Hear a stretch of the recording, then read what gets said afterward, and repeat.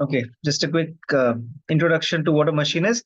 A machine is made up of, I mean, we're talking about simple machines which are made up of very few number of parts in it. Okay, so these are some of the examples of machines that we talk about when we say simple machines. Okay, now we're seeing what are the uses or uses of a machine. So first thing is machine can act as a force multiplier. Now what do you mean by force multiplier?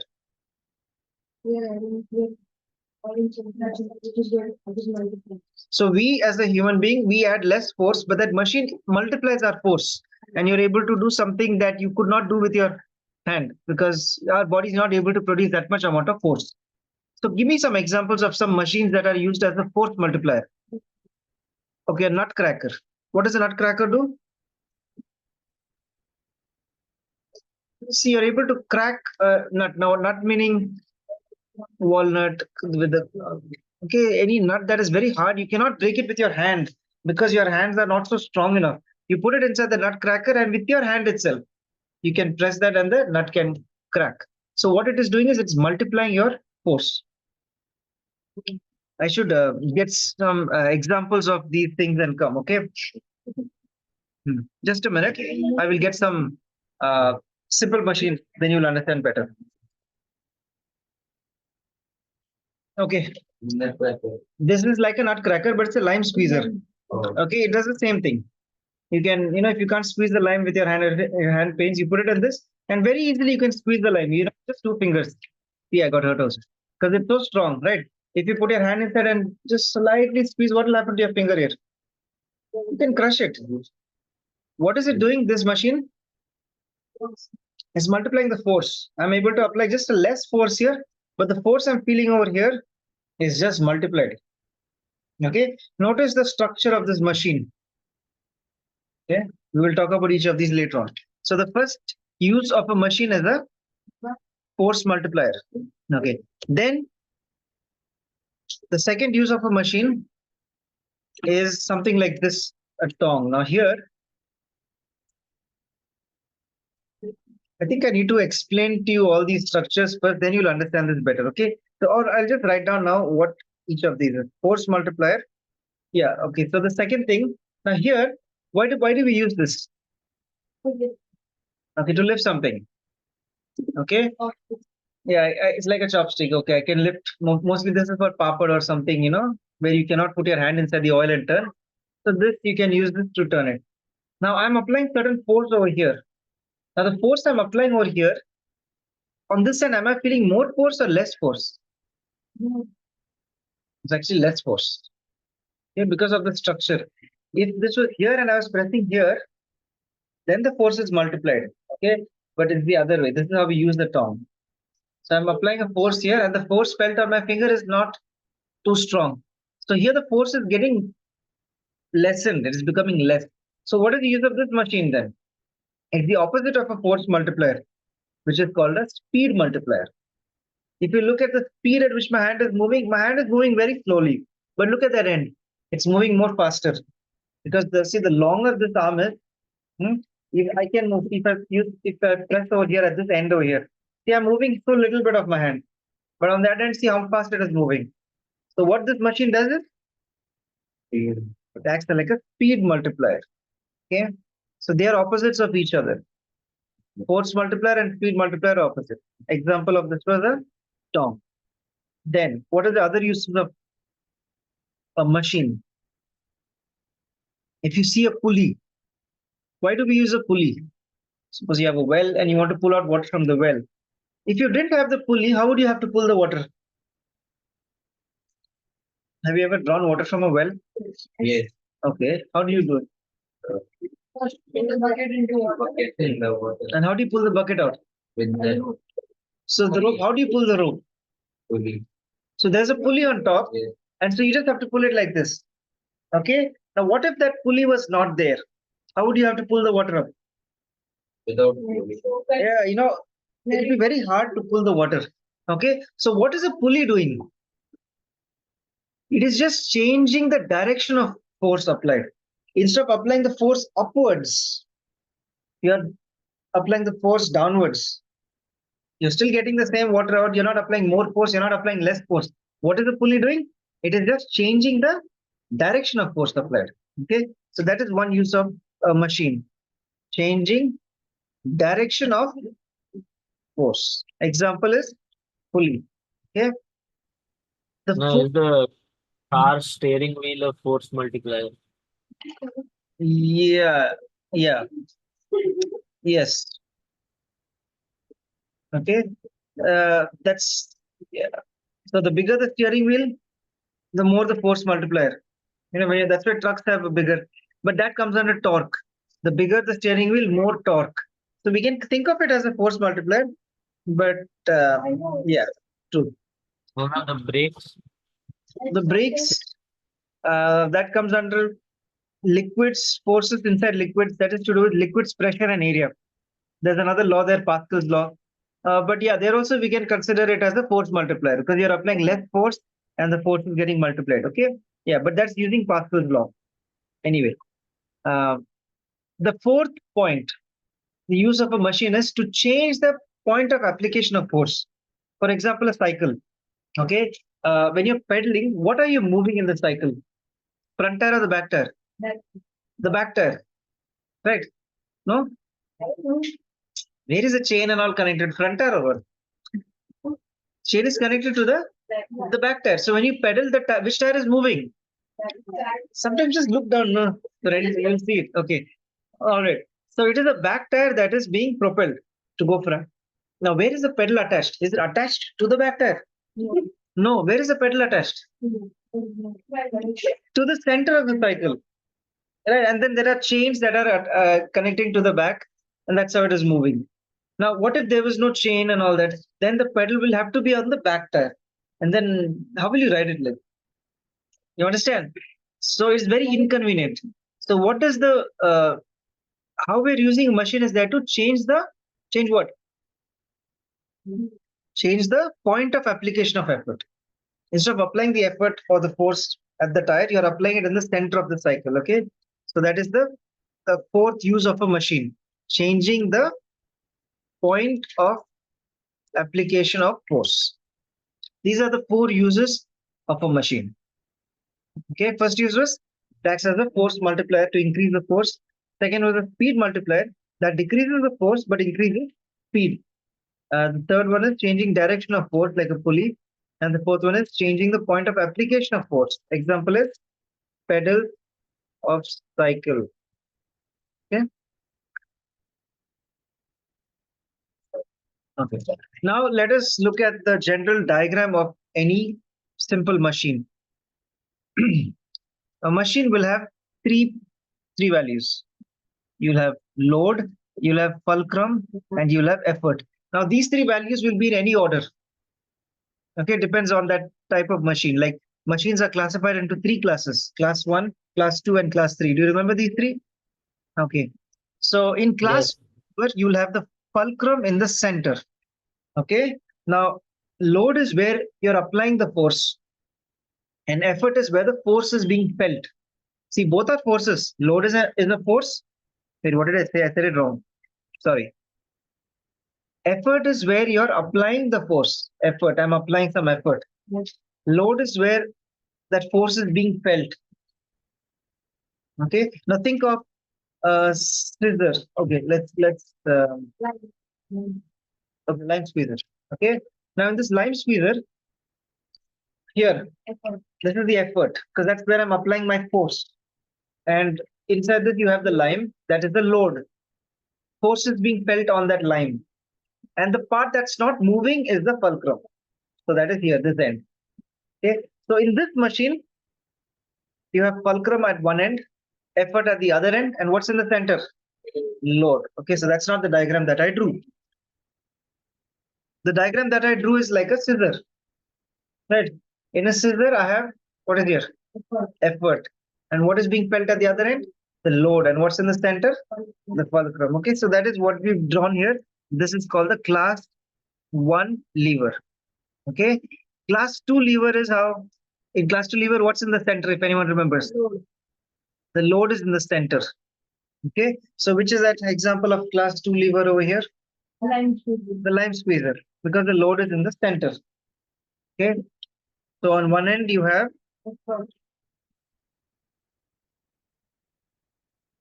One end is the effort and the other is the fulcrum.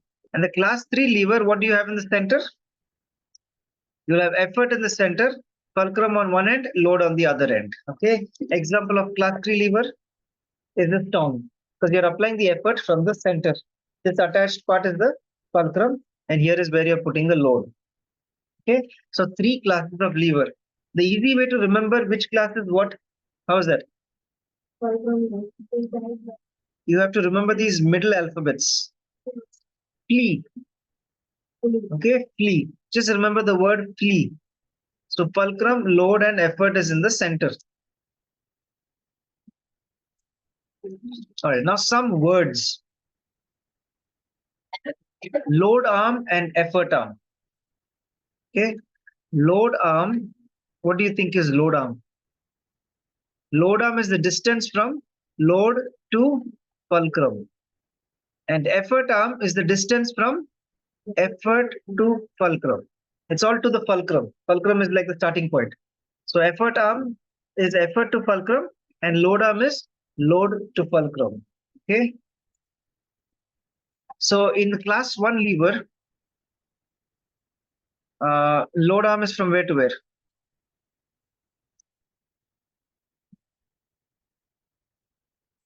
This much would be the load arm.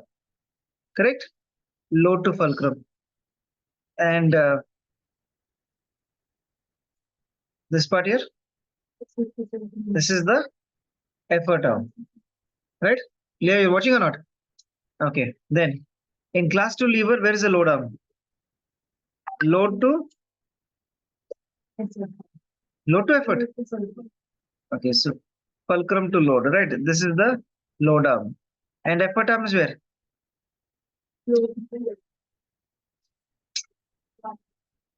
Fulcrum to effort. This is the effort arm. Effort arm and load arm always start at the fulcrum. Fulcrum to something. Okay. In class 3 lever now. Where's the load arm? Load arm is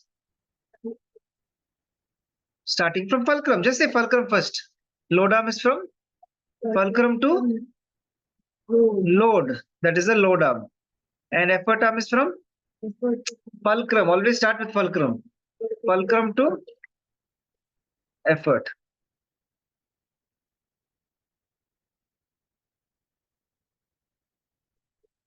Is everyone clear what is load arm and what is effort arm?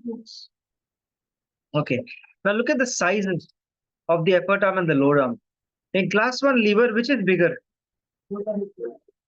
It depends where the fulcrum is.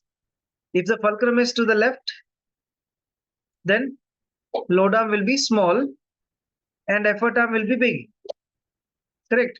So you can, the fulcrum could be anywhere. Depends. If the fulcrum is closer to the load, then the load arm is smaller. If the fulcrum is closer to the effort, then the effort arm is shorter. Right, Aman? Okay. What about class 2 lever? Which is bigger? Effort arm is always bigger. Wherever you move the load, the effort arm is always bigger. Correct? And in class 3 lever, which is bigger? The load arm is always bigger. Wherever you move the effort arm just becomes smaller or bigger, but it's never bigger than load arm. Load arm is always the biggest. Okay? Is this idea clear about the 3 types of levers? Okay, just draw this much first.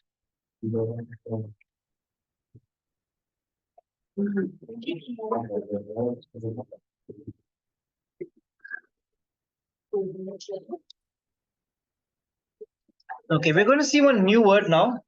The word is called mechanical advantage. Okay. Now, mechanical advantage is a ratio. Okay. The formula for mechanical advantage. There are 2 formulas. The first formula is load upon effort. The second formula is effort arm upon load arm. Okay, 2 formulas for mechanical advantage. Now let's see what it is.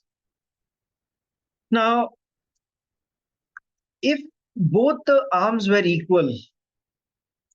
For example, in this class 1 lever, if the fulcrum was right in the center, then the load arm and the effort arm will be equal, right? So if effort arm and load arm are equal, what is the mechanical advantage? It will be 1. If effort arm and load arm are equal, for example, 5 upon 5, the answer is 1. Okay. So in a machine where the mechanical advantage is 1, it's not a force multiplier, it's not a speed multiplier. Okay. But look at, if I move this fulcrum little bit to the left, now what's going to happen? Which arm is bigger? Effort arm is bigger, load arm is shorter. So what will happen to the mechanical advantage now? If the effort arm, you have to listen carefully, Aman. If you're not listening, you will not understand the chapter. I've seen many students, it's such an easy chapter, you will never understand. And you're going to be one of them because you're talking while I'm explaining. If I move the fulcrum to the left, effort arm becomes bigger than the load arm. So if I put in this formula, if effort arm is bigger than load arm, numerator is bigger than denominator, what will happen to the mechanical advantage? It will be greater than 1. That's how fractions work, right? If the numerator is greater than denominator, the mechanical advantage will be greater than 1. Okay. So what happens now if the mechanical advantage is greater than 1? Think of that machine. For example, in which machine you have this mechanical advantage greater than 1? Class 2 or class 3 lever, where the effort arm is bigger than the load arm. Class 2 lever, the effort arm is bigger than the load arm. That means for class 2 levers, always the mechanical advantage will be greater than 1. Okay, which machine is that now? The lime squeezer. In the lime squeezer, the mechanical advantage is always greater than 1. What type of a machine is this? Force or speed multiplier? It's a force multiplier. Right, it's multiplying the force.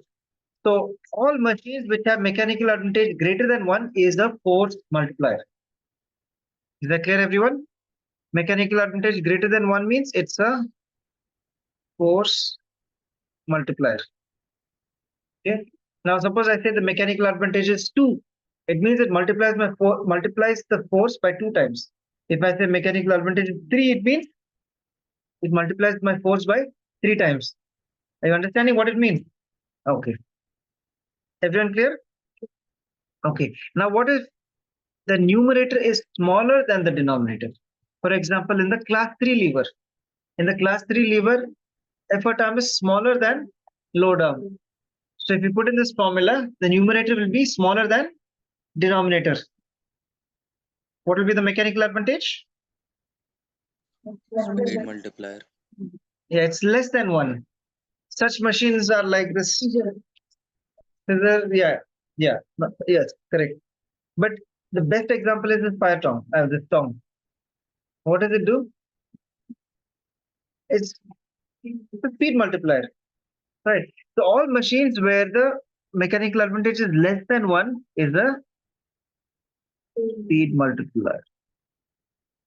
Is that clear?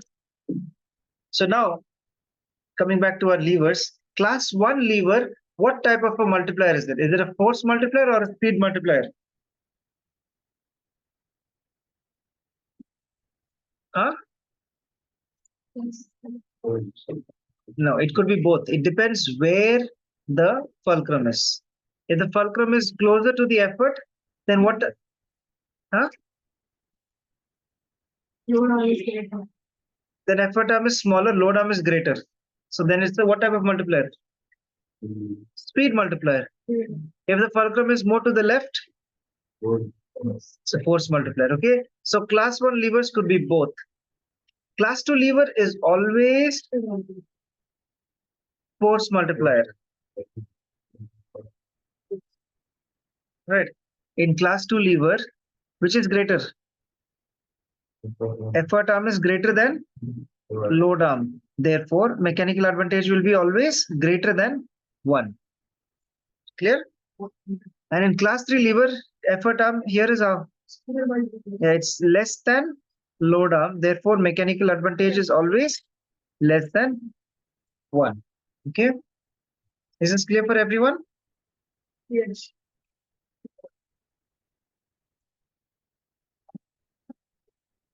Now I'll give you two examples of class 1 levers. One is a scissor and one is a plier. Both of them are class 1 levers. Only thing in the scissor, you see the effort arm is short, the load arm is big. So what type of a multiplier is this? A speed multiplier. I don't need to apply so much force. I'm not trying to cut anything. It's paper I'm cutting. For paper, you don't need so much force. But I need a long load arm so that I can cut a lot of paper. In one go, I can cut so much paper. That's why scissors have long load arms. Okay. But what about a plier? Plier is inside. I'm not getting it now. A plier is how? In the plier, the effort arm is big and the load arm is small. Why? Yeah, you need a plier. What's a plier? Wait. You know what's a plier?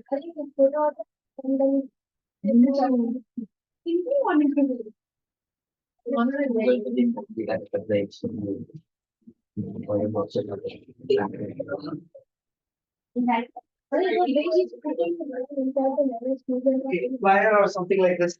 You see the effort arm. Look at the effort arm. How big is it? So big. And look at the load arm. So small. Okay. Why? What is the advantage or what is the use of making such a big load arm, effort arm? Yeah, the bigger the effort arm, the bigger the force multiplier.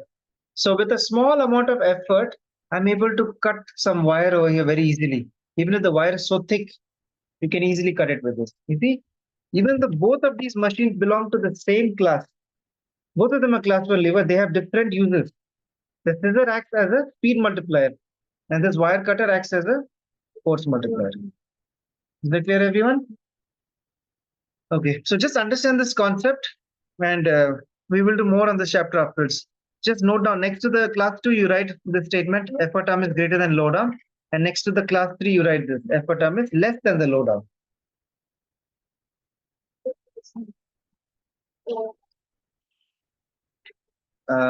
I'll just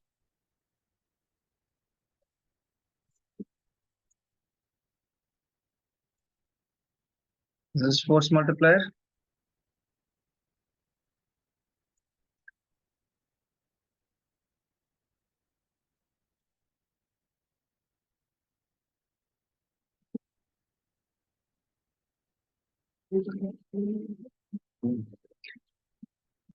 Tomorrow we will continue with physics and maths. Friday is your test on chemistry, acids, bases, and salts. Okay, I'll see you all tomorrow then. Bye, everyone. Bye now. Bye.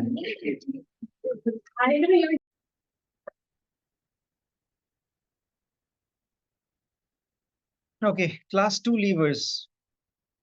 So here the load is in the center. We saw the example of a nutcracker or a lime squeezer, which had the same mechanism, right? The lime was put in the center and then effort was on one end, fulcrum was in the other end, and the load is at the center.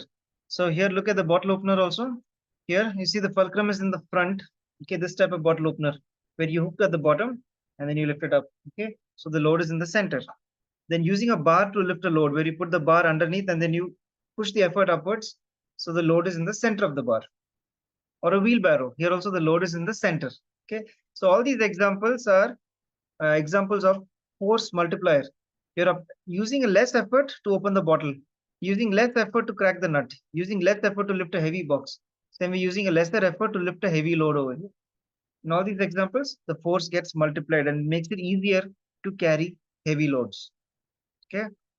All right. And class 3 levers, it's a speed multiplier. So it's just for convenience. Okay. If you see everything, it's not multiplying the force or anything. We're using this as a like for convenience. Okay, sugar tongs or the tongs that we saw yesterday, they have the same mechanism, right? You apply the effort in the center, and we're able to lift these sugar tongs. Better example is if you think of papad, right? If you want to turn the papad with that thing, you would use that because it's convenience. You can't put your hand inside the oil, right? So and you can't use a spoon. Spoon not very good. This one holds it better. This is the accelerator pedal of a car. Okay, so the end portion is attached and you're applying the effort from the sorry, your leg is from the left. Okay, so your leg is pressing the effort down, and the load is inside and goes inside the car. Okay, so effort is in the center. A knife. Okay, how you're using the knife over here is if you hold the knife like this and cut it downwards like this. Okay, so the part that is stationary is this end over here. It's stationary, and you're applying the effort from the center, and the load is at the end. Okay, all right, and then spade lifting a load also. Fulcrum. That's where this is which type of spade? You push it like this and then lift upwards. You know, you've seen that type of spade. Okay, yeah, like a shovel. So fulcrum is at this end where you're holding with one hand. With the other hand, you're lifting. Effort is in the center, and the load is at the end. Okay. So in all these cases, uh, force is getting decreased. Okay. Even in our body, we have all these three types of levers. Your head, the movement of your head, just nodding up and down. It's an example of a class 1 lever because the fulcrum is in the center. Okay, fulcrum is center. Say if you want to lift your head upwards, which muscles are being used? Neck muscles in the back. So these muscles will contract and it lifts your head upwards. Okay. If you look downwards and then you lift like this, you will get more effect of that.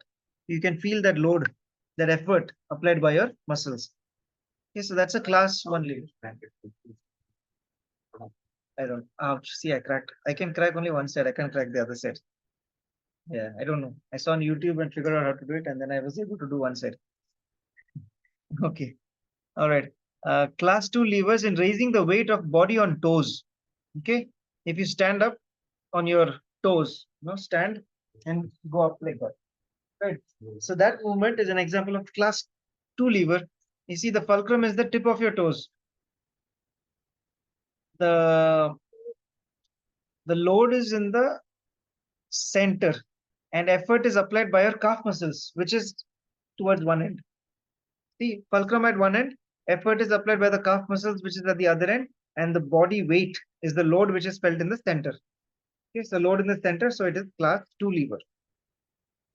Now, class 3 lever is this motion, raising something with your, okay. So if you're lifting something like this, okay, this is the load at one end. Which muscle are we using here is the biceps. Biceps is in the center. Okay, and the fulcrum is at the back here. That is where this, what is this? Elbow is. So that is the fulcrum. So since effort is in the center, it's an example of class 3 lever. So this way the force is it getting multiplied? Class 3 lever? Class 3 lever is an example of speed multiplier. So speed is multiplying. You know, your muscles are moving just a little bit, but at this end your load is moving a lot. Okay. Force is getting decreased in this manner. If I want to lift 1 kg load, my biceps have to apply 10 kg force because the force is getting reduced, right? But that's the best mechanism that our body is able to do to lift something like this. Okay, that arrangement. Okay, so we have seen all the three types of levers in our body. Okay, class 1, 2, and 3. Okay, now we'll look more on these formulas that we have seen before. So all this while we were using this formula, mechanical advantage is equal to effort arm upon load arm. Okay, you also have this formula, mechanical advantage is equal to load upon effort. Okay, so let us understand what this formula is.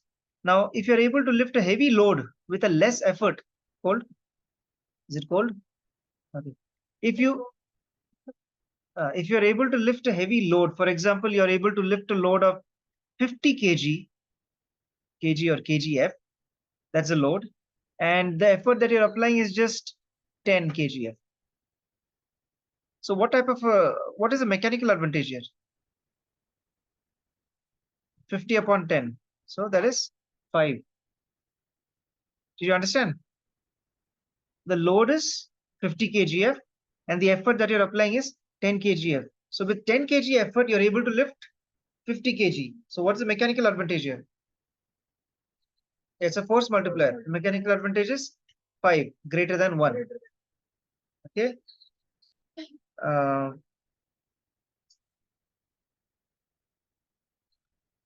Okay, just memorize the formula clearly. formula for mechanical advantages? Load upon effort or effort arm upon load arm. Okay. Any doubt? What? Yeah. See this red dot?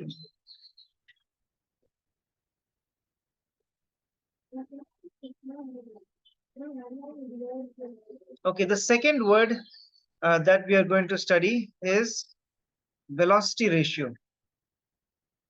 That's another, it has another set of formulas. VR, velocity ratio. So just like how mechanical advantage is a ratio between load and effort or effort arm and load arm, even velocity ratio is a ratio between two velocities. What is the meaning of velocity? Speed. Velocity means speed. So velocity ratio is the velocity of the effort divided by velocity of the load. Okay, that means the speed at which the effort moves upon the speed at which the load moves. Okay, so you have to think of a plier in this case. Okay, the pliers. So in the, I'll get the plier. Just a minute.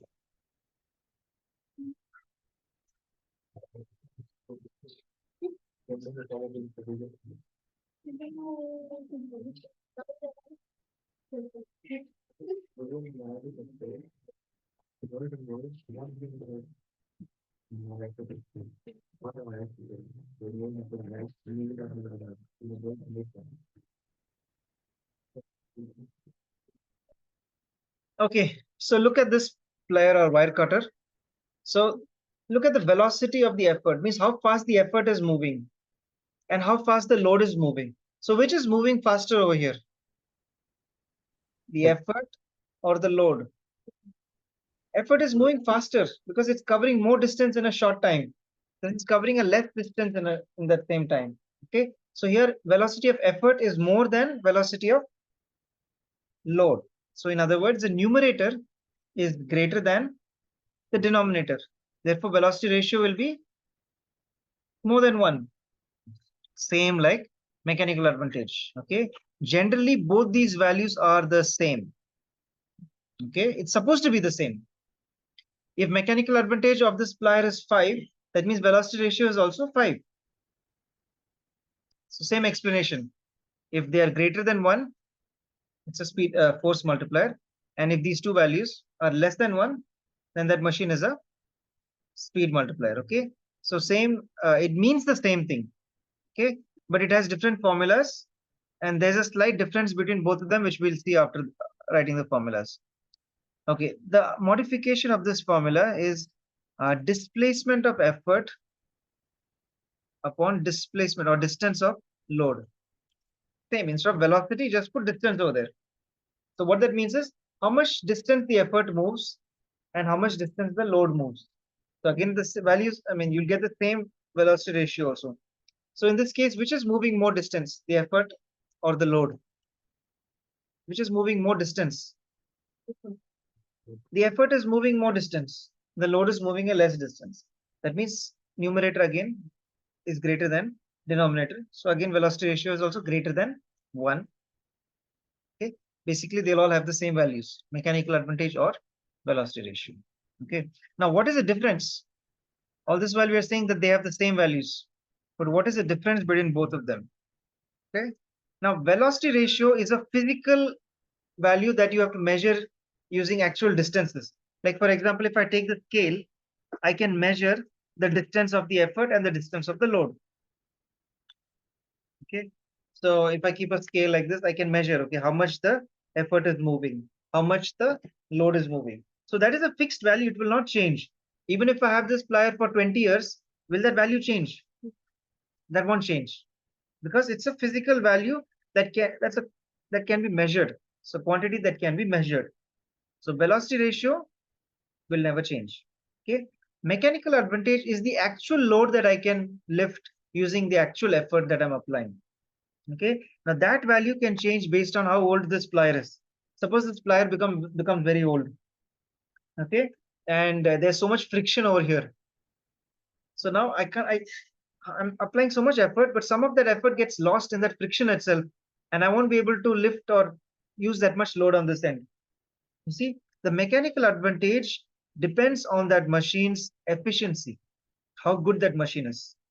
Okay, if the machine is 100% efficient, that means it's working perfectly, then velocity ratio will be equal to mechanical advantage. If I have a velocity ratio of 5, mechanical advantage also will be 5. Means I'll be able to lift 5 times the load over here. But in reality, my mechanical advantage will not be 5. It will be lesser than 5, maybe 4, maybe 3. Why? Because this machine is not 100% efficient. Okay. As the efficiency decreases, the mechanical advantage also will decrease. Talk about any machine. Is there any machine that gives you 100% efficiency? Means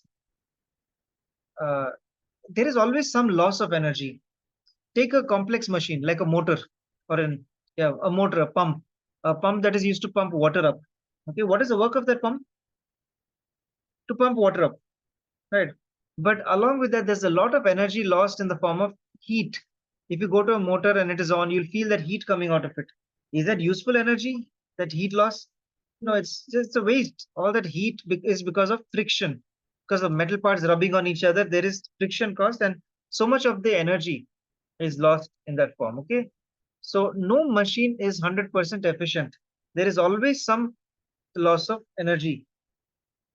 Okay, a machine that is having 100% efficiency is called an ideal machine. Ideal machine means what? 100% efficiency. But is there such a machine? There is no ideal machine.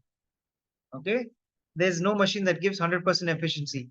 What we have is actual machines. Actual machines will have efficiency which is less than 100%.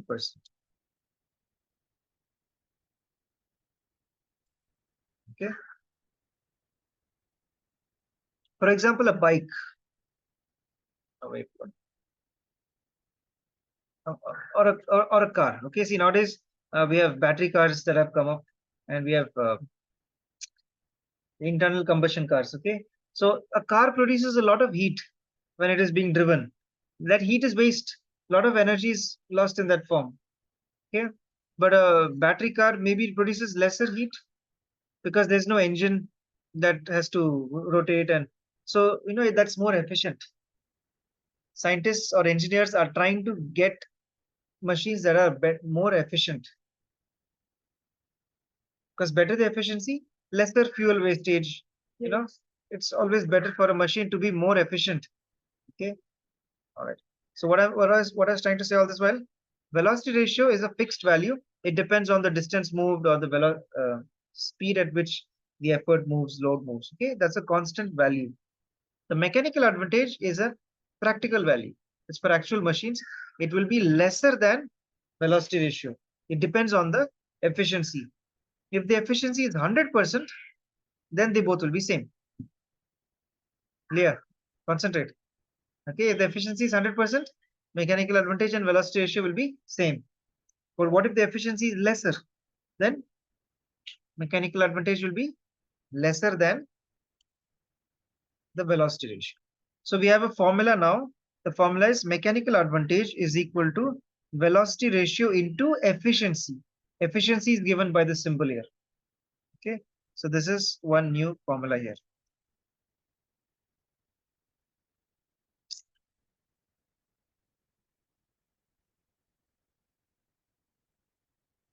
So imagine the same example. In this case, our velocity ratio, we took it as 5, right? And if the efficiency of the machine is 80%, so 80 upon 100, 5 into 80 upon 100 is how much?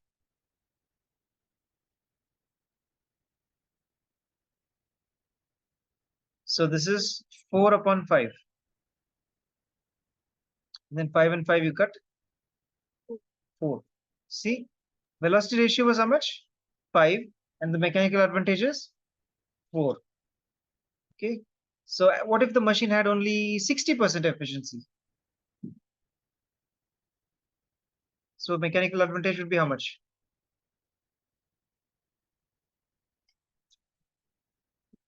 5 into 60 upon 100. 60 upon 100 is how much? 3 upon 5. Cut the 5s. Mechanical advantage is 3. 3. See, as the efficiency decreases, the mechanical advantage also decreases. Okay. So talking about the same plier, say if it had a velocity ratio of 5 and an efficiency of 80%, first case, then the mechanical advantage is 4, which means I'll be able to apply a force which multiplies by 4 times. If I'm applying 10 kg force, I will get 40 over there. Yeah. Now, what if this plier is 10 years old and now its efficiency decreased to 60%? So I'll only be able to apply 3 times more force than what I'm applying. If I'm applying 10 kg of force, I will only get 30 on that side. Are you understanding, everyone? Okay, so these are all the formulas. There's one more, but for now, these are all the formulas that we have. So what all we have seen? For mechanical advantage, we have seen 2 formulas. What is it? Load upon effort and effort arm upon load arm. For velocity ratio also, we have seen 2 formulas. That is velocity of effort upon velocity of load, or distance of effort upon distance of load. Okay, so 4 formulas done. And then we saw this last formula, which is, oh, yeah, this one. The relationship between mechanical advantage and velocity ratio. Mechanical advantage is velocity ratio into efficiency. Or if you make efficiency the subject over here, what will be your formula? Efficiency is equal to mechanical advantage upon velocity ratio. Okay. And what we know, efficiency is always less than 100%. Oh, you put it into 100 here also to make it into percentage. Efficiency is always less than 100% because the numerator is always less than the denominator. In other words, mechanical advantage is always lesser than velocity ratio. When will they be equal? When will mechanical advantage and velocity ratio be equal? Huh? If the efficiency is 100%. What type of machine is that? Ideal machine. Do we have ideal machines in this world? No. We only have No. actual machines.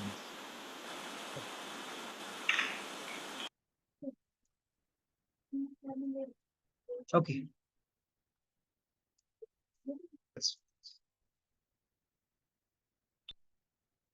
All right. So we'll see the last and the 5th formula, which is another formula for efficiency itself. Okay. See, what is the formula for efficiency we just now got is efficiency is equal to mechanical advantage upon velocity ratio into 100. There's another formula for efficiency, that is, it's to do with work input and work output. Okay, the formula is work output divided by work input into 100. See, very similar formula. Instead of mechanical advantage and velocity ratio, we're putting work output upon work input. What do you mean by work input and work output? Think of a motor. Okay, what is the work that is going input into the motor? What is given into the motor is electricity. It is consuming electricity. That is the input. What is the work output that the motor is doing? Heat. Okay, heat, but that's not the main work. What is the main work of the motor? Pumping the water. Okay, pumping water is its main work that it is doing as output. But at the same time, there is some wastage of energy, right? Heat, sound, all of that is waste. And so because of that extra energy loss, the work output that you're getting is always lesser than work input. Like you have to give so much input, but the output is little bit lesser. Did you notice how the numerator is always lesser than the denominator? That is why So now efficiency. what if we talk about hand pump? Whatever pump you're using, the work input is always more than the work output. Okay, because there is loss of energy in the form of friction. Okay, you can reduce friction. If you reduce friction, you will get better work output. Okay, like if you oil the machine, then you'll get better work output. See, what is work, by the way? We have done work before. First chapter. What was the formula for work? The work is force into displacement, F into S or mgh, yeah, F into S. So here you can see that the force that you're getting as output, whatever, these two things that you're multiplying will be lesser than the work input. Okay. We're not using these formulas over here, but work is not a single, like to get work, you have to multiply a few values. Okay. The product of F into S as input will be more than the F into S that you get as the output. Okay. All right. So these are all the 6 formulas. Okay. Write down these formulas. 2 formulas for mechanical advantage, 2 formulas for velocity ratio, and 2 formulas for efficiency. Yes. Okay. We'll do one numerical from this using all these formulas. Okay, question 8 here in this book.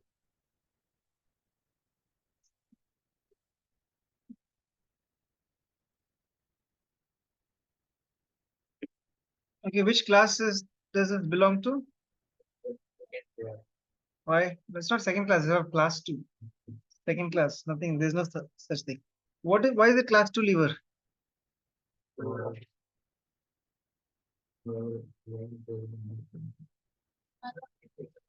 It could be 1 also, no? Why is it not 1, class 1?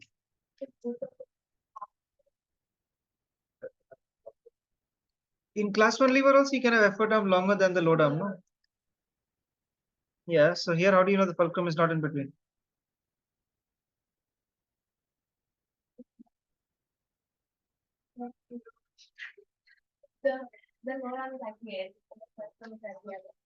It's because the whole lever's length is 9 centimeters, no? And the effort arm is Yes. also 9 centimeters. That's how you know that you can't go bigger than that. Okay. So whole lever is 9 centimeters. And from that, the load arm is how much? 5 centimeters. So load arm will be from fulcrum till load. Okay, that is 5 centimeters. And the effort arm is the whole thing, that is fulcrum till effort. Okay, this fulcrum to effort is 9 centimeters. Okay, so did you draw the diagram? Show me the diagram.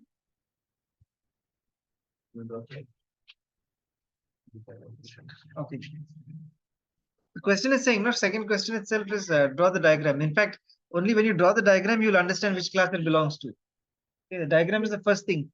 Wherever and whenever you can draw a diagram, you do that first.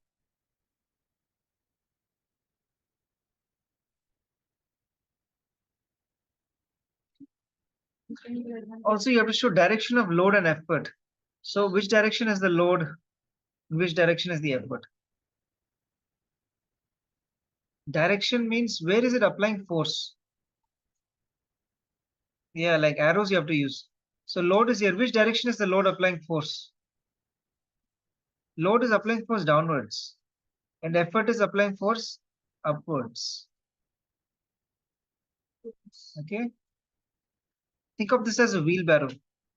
Fulcrum is a wheel at the end over here. And here you have the weight. And here a person is pulling it up. So the load is always exerting downwards. Force is exerted downwards. Effort is lifting it upwards, right?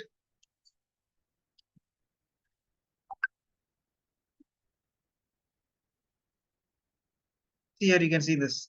Load downwards, effort upwards. In the same way you have to also show the arrows.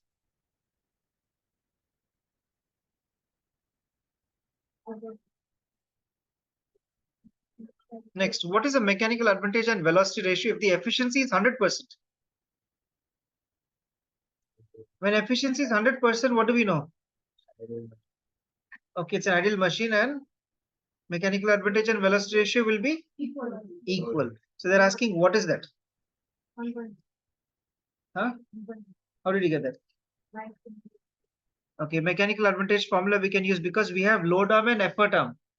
What's the mechanical advantage formula? Formula. We don't have load, we don't have effort. Effort arm upon load arm because that's the values we have. Effort arm is how much? 9. This is effort arm, the whole thing, because it's from load to effort. And load arm is from load to fulcrum, that is 5. 9 upon 5. Okay, do into 2 into 2. So we'll get 18 upon 10, which is 1.8. Whenever you have divided by 5, make it 10. These are small tricks, like in the 7th channel, we are doing these small tricks, how to do division. Otherwise, how will you do 9 upon 5?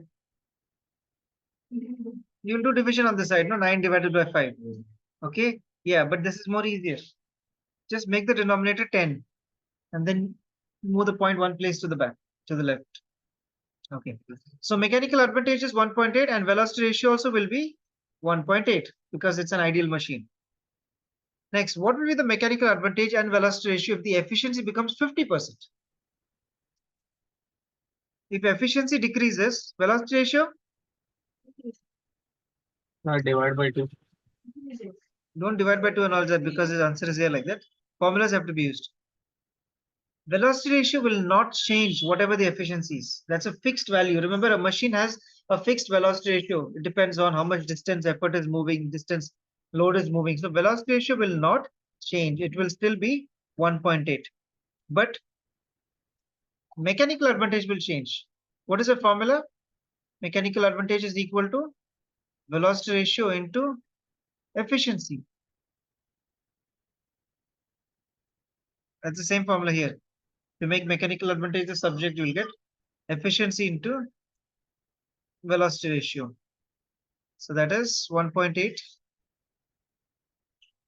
into 50%, 50 upon 100. So that is half of 1.8. That is 0.9. Do you understand? Mechanical advantage decreases because the efficiency decreases. Velocity ratio will remain the same. Okay, solve it, write it down.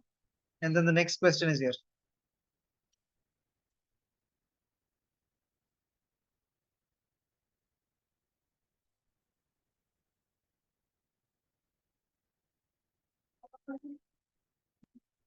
One upon two. No. Okay, how do we do this question? What all do we have? We have velocity ratio 4,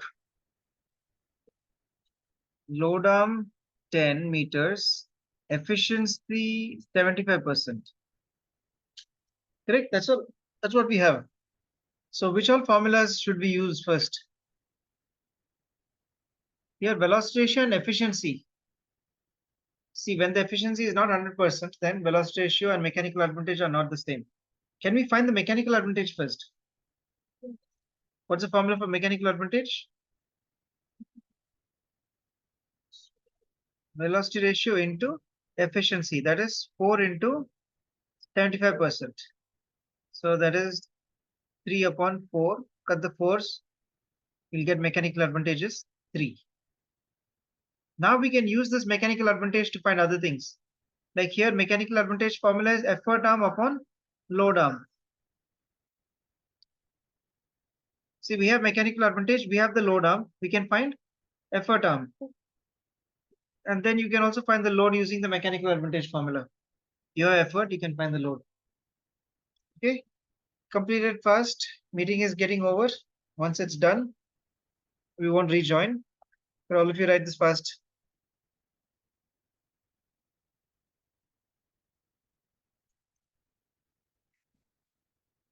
I'll give you some questions for homework from this exercise, numericals.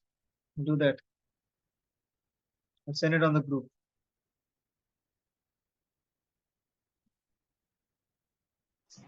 Then when will you upload ratio and proportion? I'll do it. Okay. I'll do it soon. Yeah, today only we're finished now. Okay.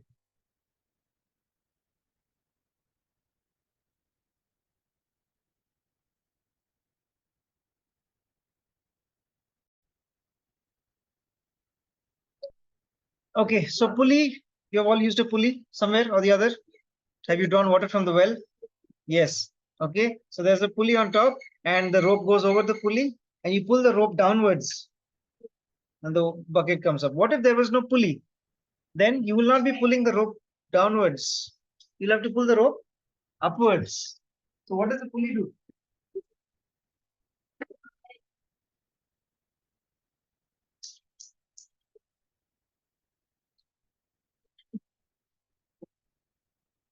How does the pulley help? What is it doing? Nope. Nope.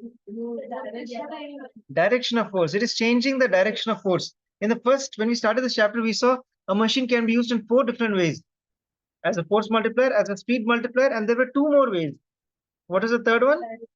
To change the direction of force. And the fourth one was to change the position of the application of force. Like a cycle. When you're pedaling, the pedals are not on the back tire. It's in the middle. So there's a chain which is helping you to change the point of application of force. Instead of applying the force on the back wheel, you're applying it at a different place. Right. So that whole chain system is the machine over there. Right. So in the pulley system, how this helps you as a machine is it is changing the direction of application of force. If there was no pulley, you would have to pull the rope upwards, and you'll have to use different set of muscles. But when you're pulling it downwards, you're using different set of muscles that are more powerful for you, and it is more easier to pull the rope when you have a pulley. That's the only use of a pulley. It's not a force multiplier. It's not a speed multiplier. Okay. Now we have the pulley can be used in different ways. The first way is the most common way that we would use, that is single fixed pulley. So in single fixed pulley, you have the pulley that is fixed on the top, some rigid support, and then there's a person pulling downwards, and then the load is being lifted on the other side. Correct? Now, this use of pulley is what we're talking about, where it's not a force multiplier, it's not a speed multiplier, it is only changing the direction of the force. Okay, look in this, there are some variables, some alphabets used here. L, that's the load. E, that's the effort. You see, load is also pulling downwards, effort is also pulling downwards. Then you have tension. Tension on the rope is, if there's too much tension, the rope can break. Tension is that force that the rope has to undergo.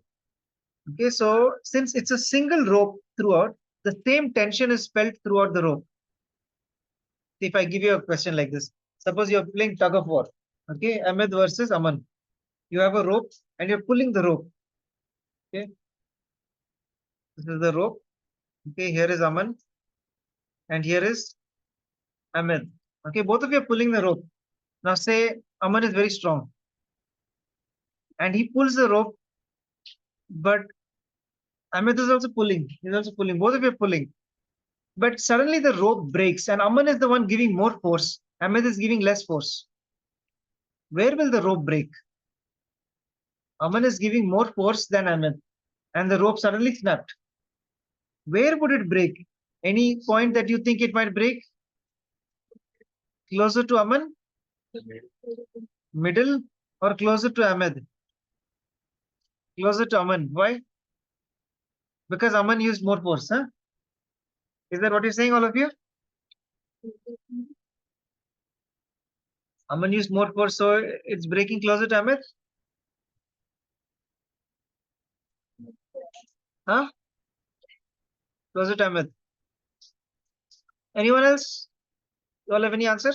Middle. What, Ryan? I couldn't hear you. Middle. In the middle? So you all gave all 3 answers, right? What's the correct answer?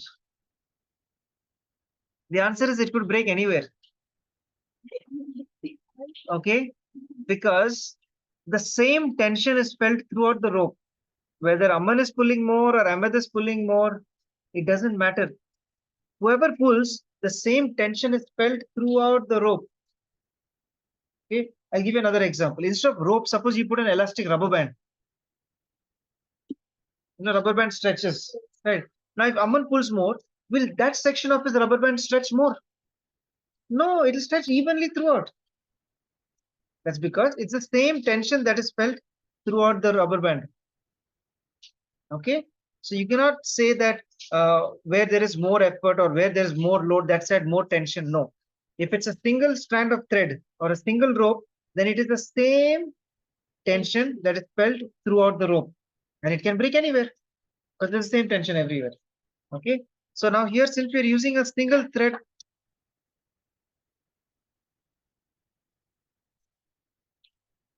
okay, since we're using, why they came? Okay, my son came walking with two clips on the head, so that's why we're all laughing. Okay, so yeah, if you're using the same rope throughout, it is the same tension that is felt throughout the rope. That's why we're using the same alphabet T on the left side also and on the right side also. We don't need to put T1, T2 or anything, just T throughout. If you're having two separate threads or two separate ropes, then you'll have T1 for one rope and T2 for the other rope. Okay, but here is the same rope, so you just have T. Now look at which direction the tension is. Tension is always upwards. Huh? Yeah, load and effort are always downward. Tension is always upwards. Means just imagine the rope, like if the load is broken or if you remove the load, the thread will just fly upwards, no? If the rope breaks somewhere, or if you just remove the load off, the rope will fly upwards. Have you ever noticed that? Elastic, pull it down. I mean, it can happen anyway, but the tension is always upwards. It's against gravity. Gravity is pulling downwards, tension is upwards. Keep that in mind. Effort and load are always downwards. Okay, now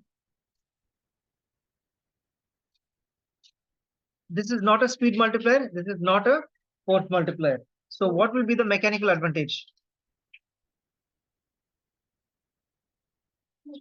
Huh? It's 1. Or velocity ratio is 1. Just imagine efficiency is 100%.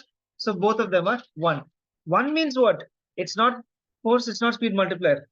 If the mechanical advantage is greater than 1, then what is that?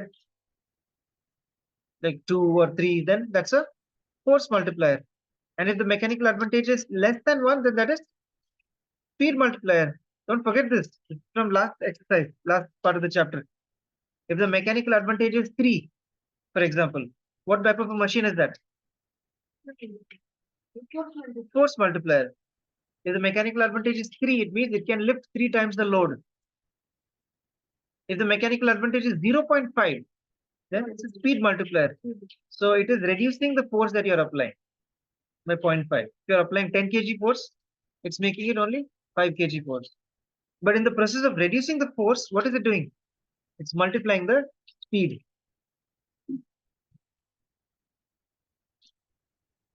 See, you should just think, okay? If a machine is a force multiplier, it will reduce the speed. And if a machine is a speed multiplier, it will reduce the force. Think of a cycle. When you put your cycle in first gear, what is it useful for? First gear is good for climbing slopes. So is that a force multiplier or a speed multiplier? When you put your cycle on first gear, it is good for climbing slopes. So is that an example of a speed multiplier or a force multiplier? Force multiplier. Force multiplier. You're easily able to sit easily and climb up a slope. So that the chain and all gears multiplying the force that you are applying. You're applying less force, but you're able to easily climb up. You understand? What about the speed? On first gear, can you go fast? No, you can't go fast. Your legs will be going in full speed, but cycle will go slowly. Right? So when it acts as a, yeah. So on the first gear, your cycle acts as a force multiplier and reduces the speed. Now think of the opposite end. If you put the cycle at the last gear, what can you do with the cycle when you put on last gear? Can you climb a slope? No. But can you go fast? Yes, you can go fast. Okay, so on the last gear of your cycle, it is a speed multiplier, not a force multiplier. They're always opposite of each other. Same way on a bike. First gear, you have so much power. Okay, but you can't go fast. On last gear, you can go fast, but you have no force, no power. Okay. Okay, just think of that example whenever you're confused with what is a force multiplier, what's a speed multiplier. Okay. Okay, so this pulley, single fixed pulley, its mechanical advantage and velocity ratio is 1. So it's not a force, it's not a speed multiplier, it just changes the direction of force. Okay. When will they both be equal? If efficiency is 100%, and efficiency is never 100%, which means the mechanical advantage will be slightly less than 1. Velocity ratio will always be 1. The formula for velocity ratio is what? Distance of effort upon distance of load. In a pulley system, if this side is the load and this side is the effort, okay? So if the load moves up by 10 meters, say you have a 10-meter deep well, okay, and you want to lift the bucket up by 10 meters, how much rope you'll have to pull? 10 meters. If you pull 10 meters of rope, the bucket will go up by 10 meters, right? So the distance moved by the effort is 10 meter, and the distance moved by the load is also 10 meter. So 10 upon 10, that is 1. Okay, so that shows you that velocity ratio for a single fixed pulley is 1. Mechanical advantage will be little lesser based on the efficiency. Okay, any doubt in this?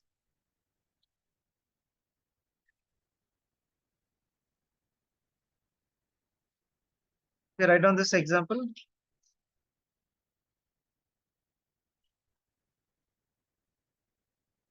Single fixed pulley.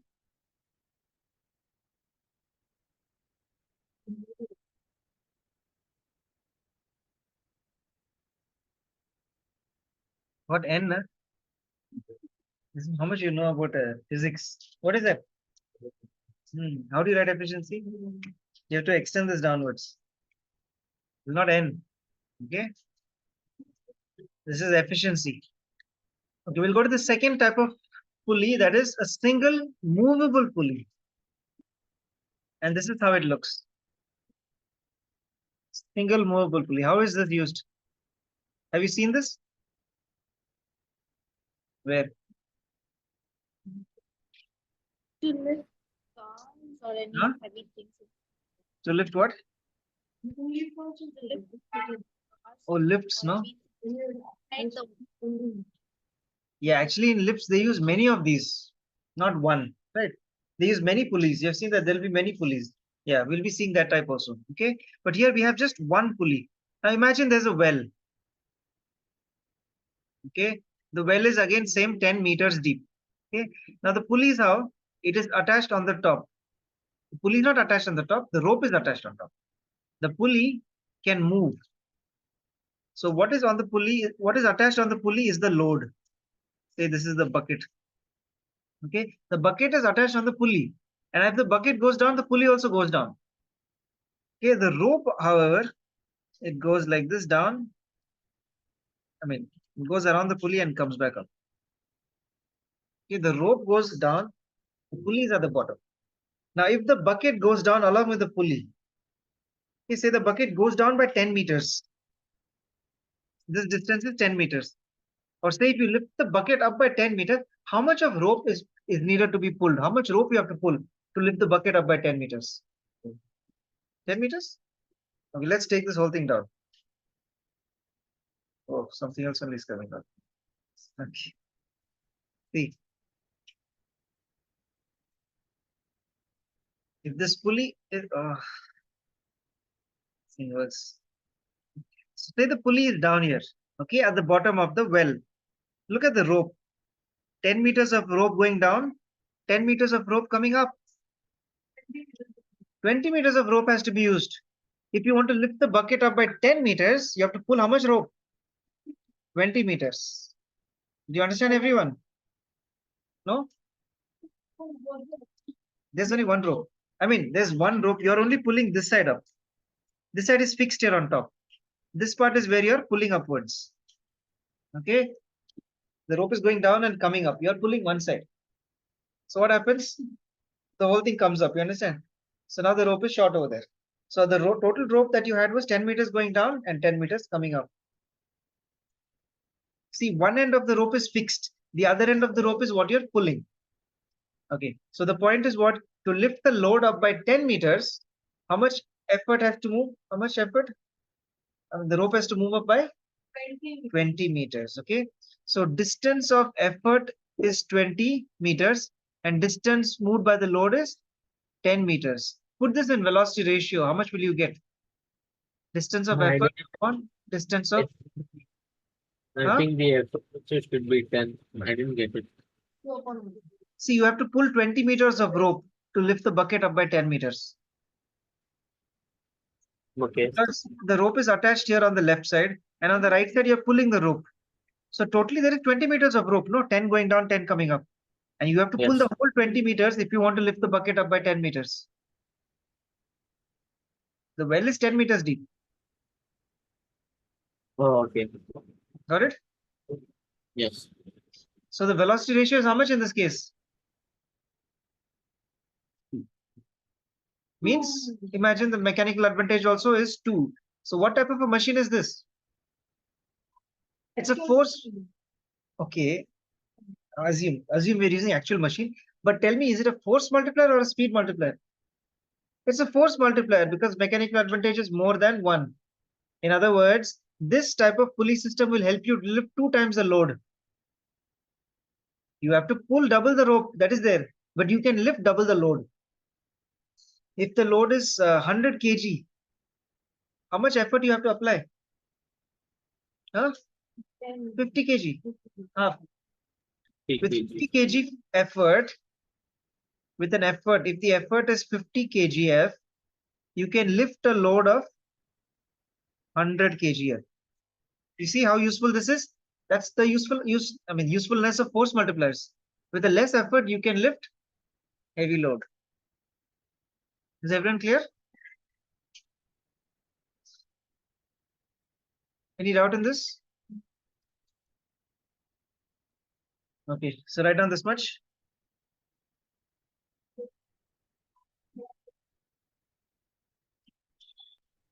Sana, is power steering a force multiplier?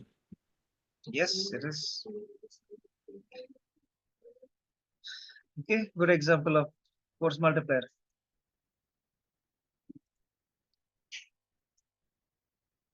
But we don't talk of it as force multiplier, we talk of it as increasing the torque.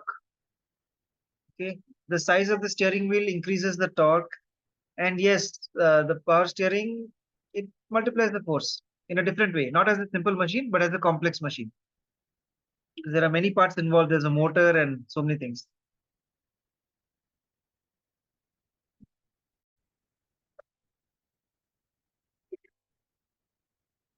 Okay, so what we have seen now is the use of 2 pulleys. How are we using the 2 pulleys? One pulley is the movable pulley, and the second pulley is the fixed pulley. And then you pass the rope to what? How is the rope going? The rope is first attached to the top, and then it goes through this, and then through this. Okay, so you're applying effort over here. This is the effort, and where's the load? Okay, the load is attached over here. This is the load. What is the total mechanical advantage of this system? What's the mechanical or say velocity ratio? What's the velocity? See, for all our examples, we're going to assume that both are same, velocity ratio and mechanical advantage. We're not considering efficiency. Okay. So when I say velocity ratio or mechanical advantage, I'm meaning the same thing. So what's the mechanical advantage for this system? Huh? 2. Fixed value 2. Not greater than 1 or anything. It's exactly 2. We saw that, no? To lift the bucket up by 10 meters, how much rope you have to pull? 20 meters. So using that calculation, we got the velocity ratio and the mechanical advantage. It is 2, fixed value. Will never change. Now, what they decided, instead of using one movable pulley, why not use many movable pulleys? So remove this from here and watch carefully what I'm going to do. I will put one more movable pulley here. And instead of putting the load over here, what I'm doing, I'm going to take another rope. Okay, let's use a different color. Another? Yeah, another pulley and another rope. Okay, this rope goes through this like this and goes and attaches again here to the top. And now where is the load? Here is a load.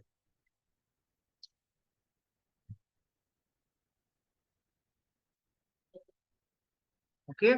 Now to calculate the velocity ratio of this machine is a little more complex. So there's a formula by which you can get it.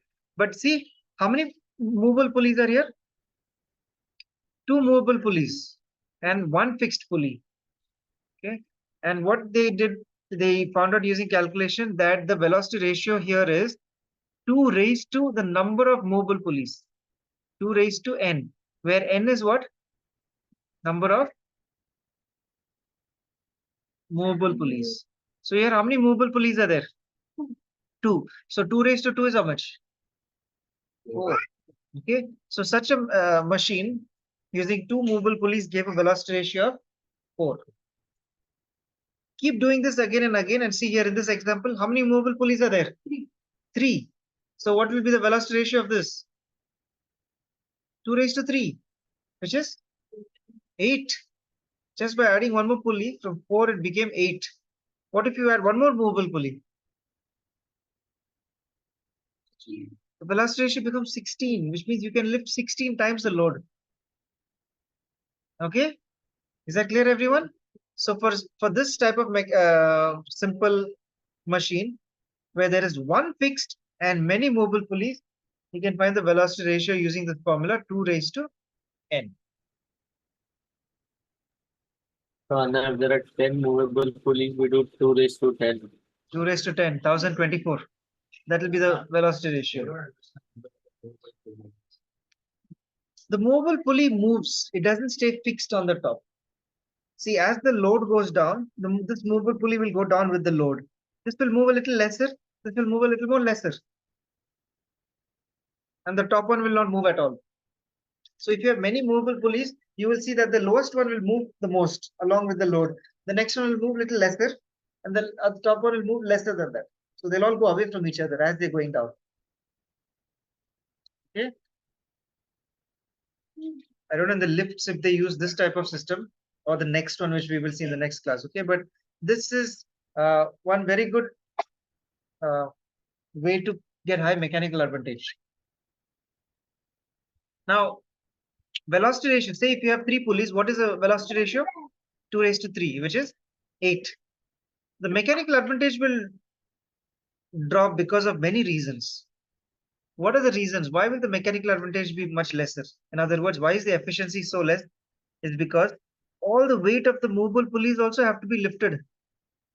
When you're lifting the load, it's not only the weight of the load that you're lifting up. What is the other weight that you're lifting up? All these movable pulleys. Almost.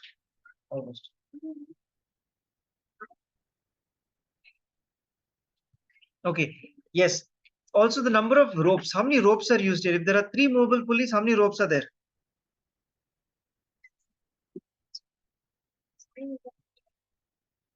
How many ropes? See, I've drawn 2 movable pulleys. How many ropes did I draw? 2 ropes. I use different colors. Right. So if you have 3 movable pulleys, you'll have 3 ropes. So each rope will have its own tension. So see the first rope. Okay, if I'm drawing it over here, this yellow color rope, I will call T1. Here also T1. Which direction is T1? Upwards. Okay. Then for the red color rope, I'll have another tension. I'll call that T2. Here also I've tried T2. Here also I've tried T2. Wherever there is a different direction of the rope, you have to show the tension. So all the tensions are the same because it's the same rope. I have to put the arrow also upwards like this. This is the tension. Is that clear how to mark? Whenever you draw any pulley system, you have to always mention the direction of load, effort, and tension. Load is in which direction here? Downwards. Okay. And effort is downwards. That is whichever direction you're pulling it. Huh? Rope can be said. So this pulley first pulley will go like this. It will move like this. And the curve will also move like The rotation you're talking about? Rotation, so if you're pulling it, this will rotate this direction. This will rotate in this direction. This will rotate in that direction. Correct? Yeah, but we don't talk about rotation. We're only talking about the three values E, L, and T. Okay, draw this everyone. Heading is one fixed and two movable pulleys, or N movable pulleys. One fixed and N movable pulleys.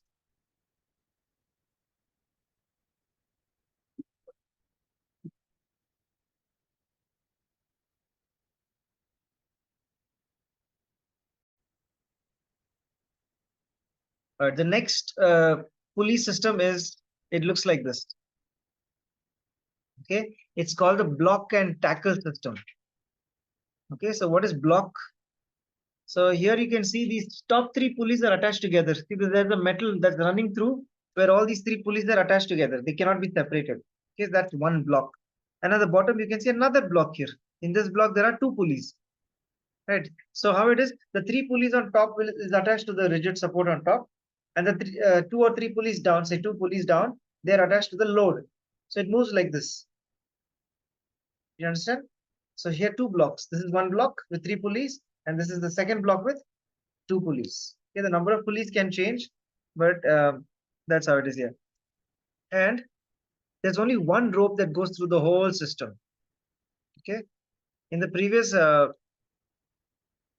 this one fixed and many movable, how many ropes we needed to use?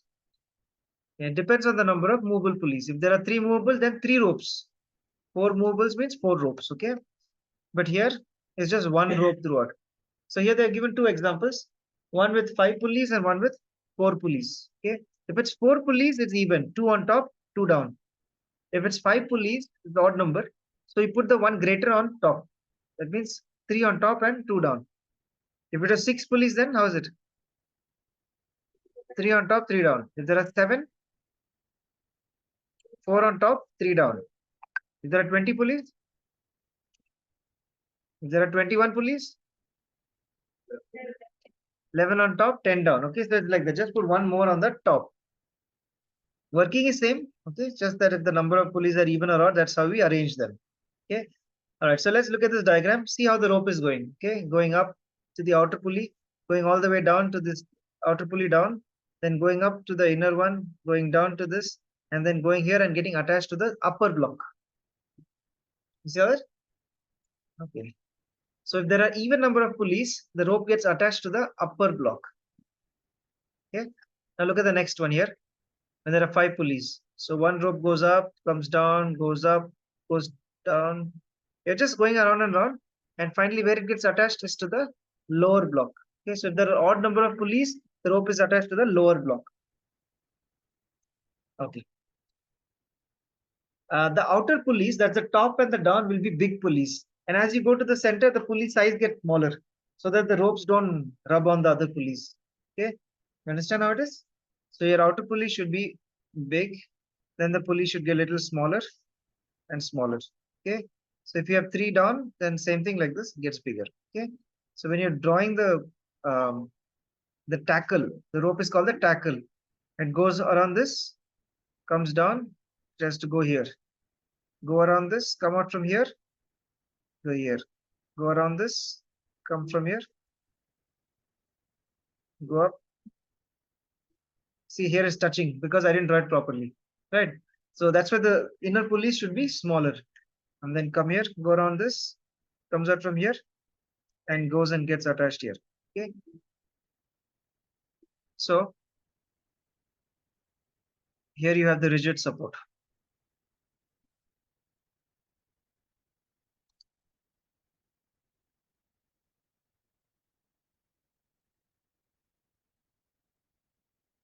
The rigid support holds all the pulleys in place. And so here there's a hook. So this rope gets attached to that hook. Same way, here also there will be a rigid support.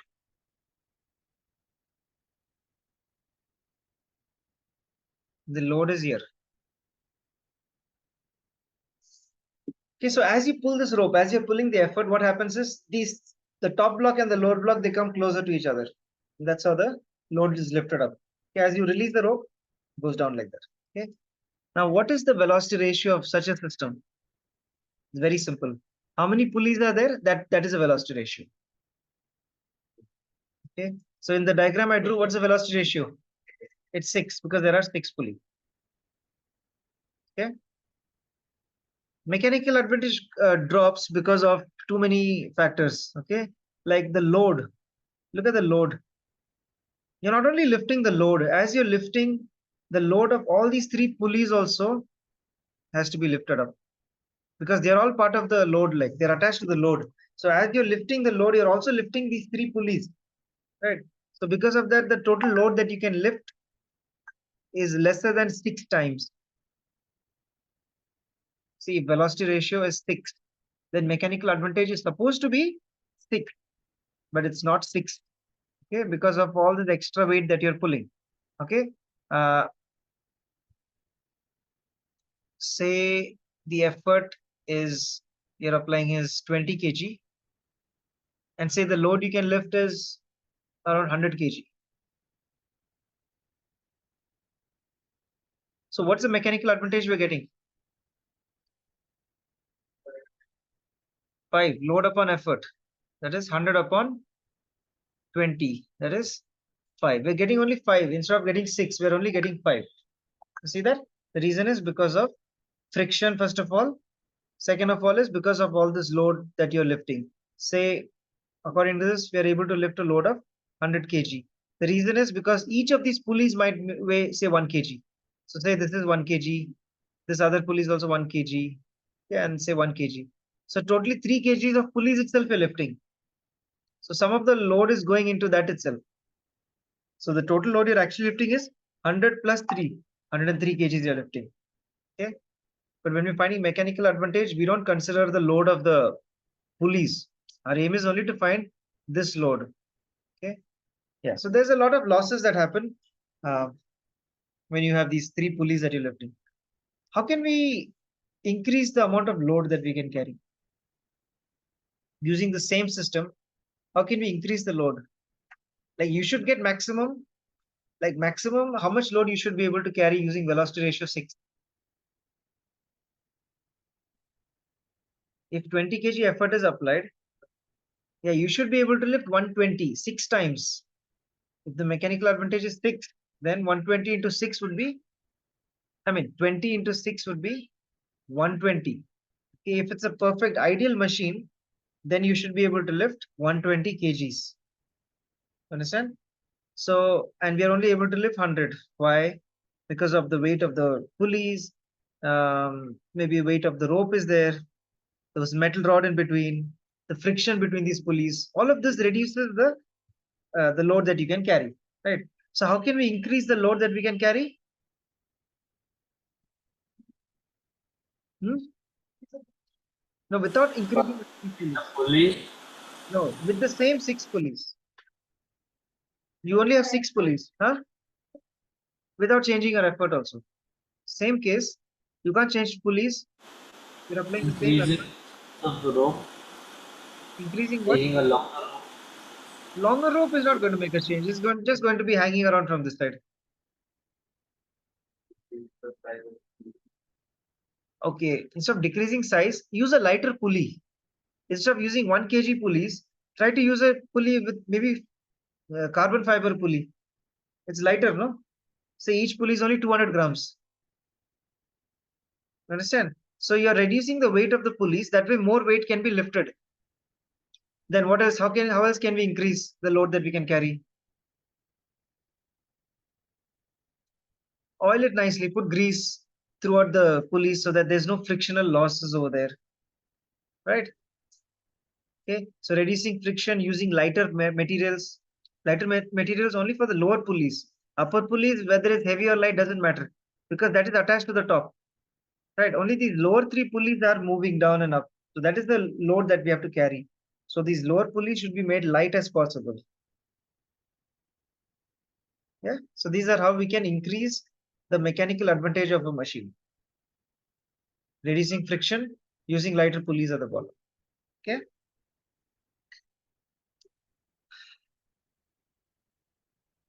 So what is the efficiency this machine is giving you? If the velocity ratio is 6 and the mechanical advantage is 5, How much efficiency are we getting? What's the formula to find efficiency? Mechanical advantage upon velocity ratio into 100. So that is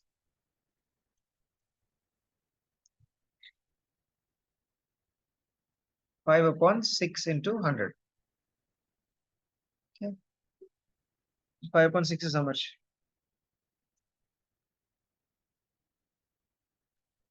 0.833. So that means, huh? 0.833 into 100. So that is 83.3%. That is the efficiency of this machine. Clear? All right, write down this much.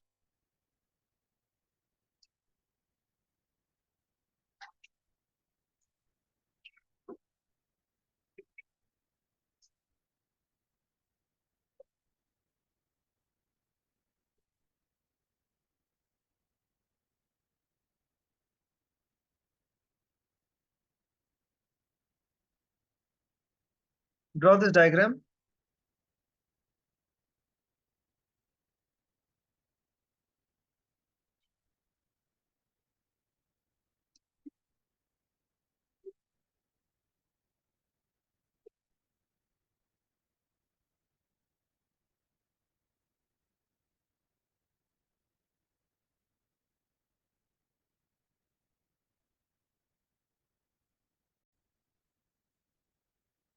Okay, now how do you mark the direction of effort, load, and tension?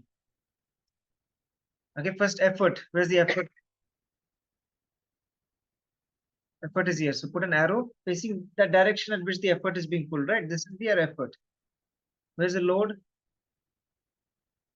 Load is also downwards, right? So put an arrow downwards and write as load.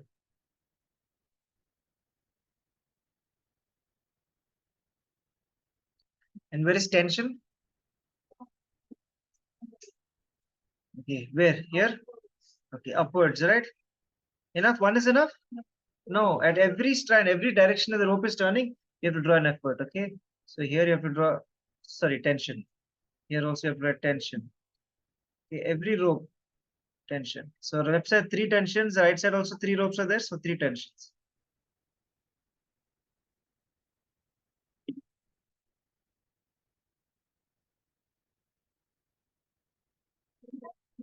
Okay, done.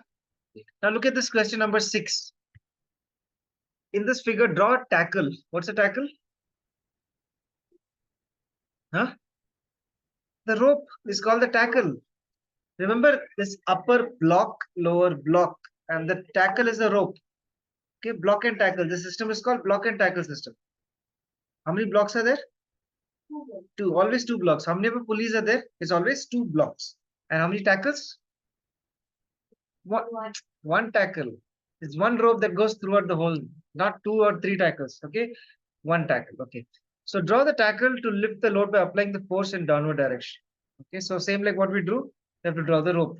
Okay, homework this is. Next, mark in the diagram the direction of the load and effort. Right. So effort is same like this downwards, load is also downwards. If the load is raised by 1 meter, through what distance will the effort move?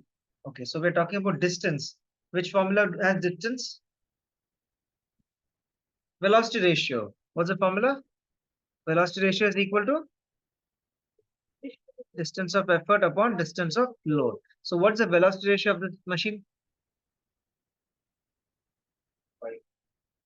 Number of pulleys, don't forget. 5 pulleys means velocity ratio is 5. 6 pulleys means 6. Huh? The velocity ratio is 5. Then what are they asking? If the load is raised by 1 meter, what is that 1 meter? Distance of load. Denominator is 1. Through what distance will the effort move? You have to find DE. So what is DE? 5 meter. Okay. So to move the load up by 1 meter, you have to pull how much rope? 5 meters of rope. Makes sense, no? If you're lifting 5 times the load, that means you have to pull 5 times the length of the rope also. Yeah. Okay. State the number of strands of tackle supporting the load. Strand means like if it goes up, that's one strand. Coming down, another strand. Even though it's one single tackle, strand means up is one strand, down is one strand like that. Yeah. So how many strands of rope are here? See, first going up 1, 2, 3, 4, 5, 6. Supporting the load. Okay, so I think they're not counting either the one going up or maybe the one going up is not counted, the effort part. So from here only you count. So 1, 2, 3, 4, and 5. So 5. Basically, how many pulleys are there? That many strands are there. Okay, 5 pulleys are there, 5 strands of tackle. What is the mechanical advantage of the system? So velocity ratio is 5. So we are always considering 100% efficiency. So you will just write, well, mechanical advantage is also 5. Just write in bracket, provided the efficient, provided it is an actual machine. No, provided it is an ideal machine. Provided it's an ideal machine, or considering it's an ideal machine.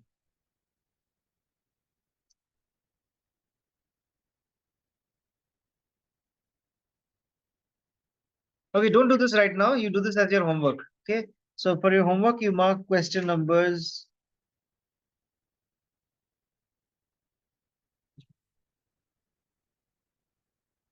2, 3, 4, 6. Is it the same in your book? Check if 2, 3, 4 is the same. Hmm?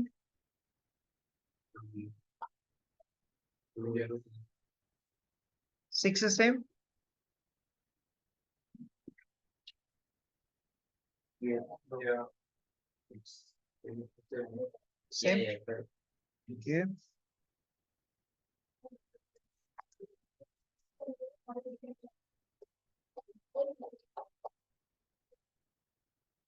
Okay, let's do the 10th one now. Let's do question number 10. Is it there in your book? Same. All right, start doing. A block and tackle system has a velocity ratio 3. What do you understand from that? There are 3 pulleys. How are they arranged? 2 up, 1 down. Draw label diagram of the system indicating the points of application and the directions of load and effort. Okay, so that first question is to draw it. Next, a man can exert a pull of 200 kgf. The kgf is a unit for what? Huh? Weight or force, right? So there are 2 forces here. One is the load, which is the force, and the effort is also force. Both the forces we're using kgf. So the pull, the effort arm is or effort is 200 kgf.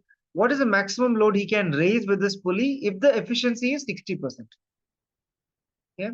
Next question: if the effort moves a distance of 60 centimeter, what distance does the load move? Do you understand the question? 2 questions. First is, what is the load he can raise with this pulley if its efficiency is 60%? So with 60% efficiency, find what is the mechanical advantage first. First step, you find out mechanical advantage. Then using the mechanical advantage, we can find out how much load he can lift. Then third is, what is the distance the load moves? Means distance of load. For that, we'll use which formula? Velocity ratio formula. Okay. All right. That's all I'm telling you. You should be able to do this 10th question.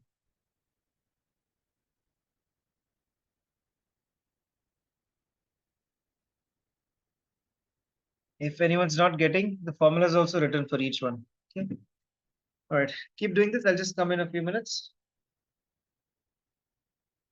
Yeah. If you finish 10, try the 11th one. Finish 10, go to the 11th question also.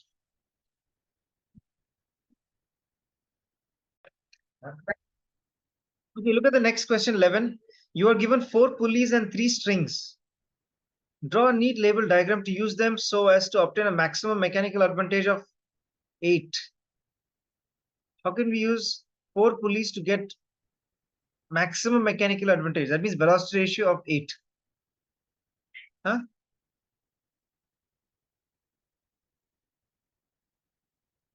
with 4 pulleys and 3 strings. Double the what? You have 4 pulleys. How can you get a velocity ratio? See, they said maximum mechanical advantage. Maximum mechanical advantage is the velocity ratio, right?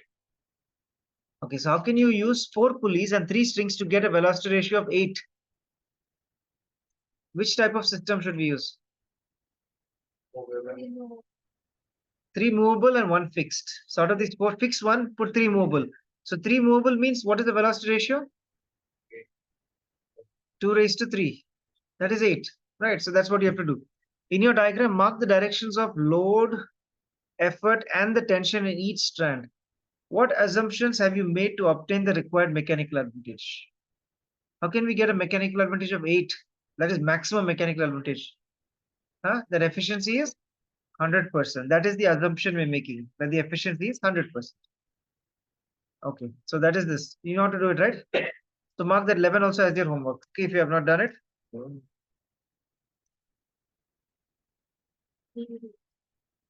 Yes.